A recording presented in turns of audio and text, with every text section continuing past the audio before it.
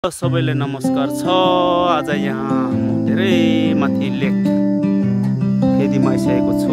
माथि डाँडाकाँडा नजिक देखिँदैछ र यो ठाउँ पनि अलैँची खेती आजभन्दा 2 वर्ष अगाडि मैले गरेको थिएँ र जस अलैँचीहरू थोर बहुत मर्यो होला र पनि त्यसपछि उता जुन साथीले यो अध्यय गर्ने साथीले यो पनि एउटै नफाडेको देखियो है।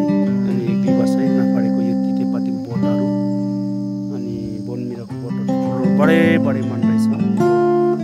यता गोठ जस्तै भइसकेको रहेछ। यो टन्न अलैँची थियो पहिला र अहिले चाहिँ यहाँ पनि यो 2 वर्षको है रुखहरू जस्तो खाना ठान्ने चाहिँ पेटी थियो, वङ्गाइ थियो, अहिले एकदम शीतल ताप्ने भएछ र यो वन जङ्गल भएको छ।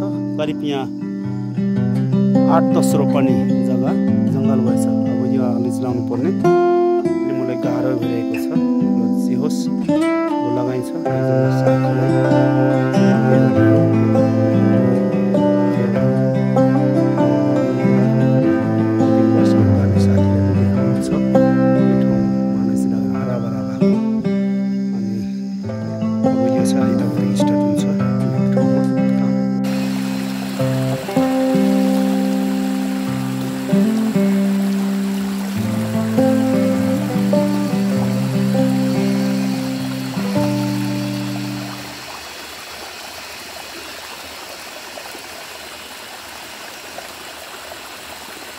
सानो पोखरीमा आज घामले धेरै तापाकरण गर्दा एकछिन डुबाइ भयो।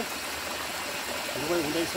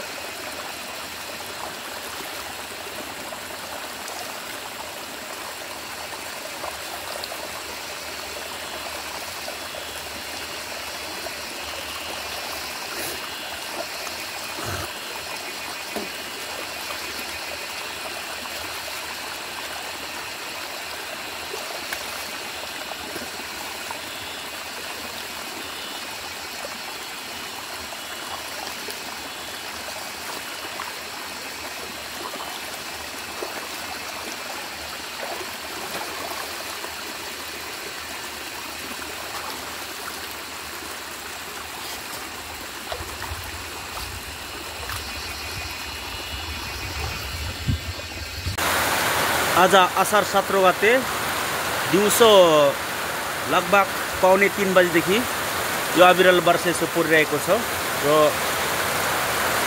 हाम्रो सङ्घसभा मकालु उत्तरी जग्गामा यो बर्सातले चाहिँ अब धेरै गाह्रो बनाउला जस्तो छ, किनकि पहिरो एकदम गइरहेको छ र हाम्रो क्षेत्रमा चाहिँ यस्तो छ है। हजुर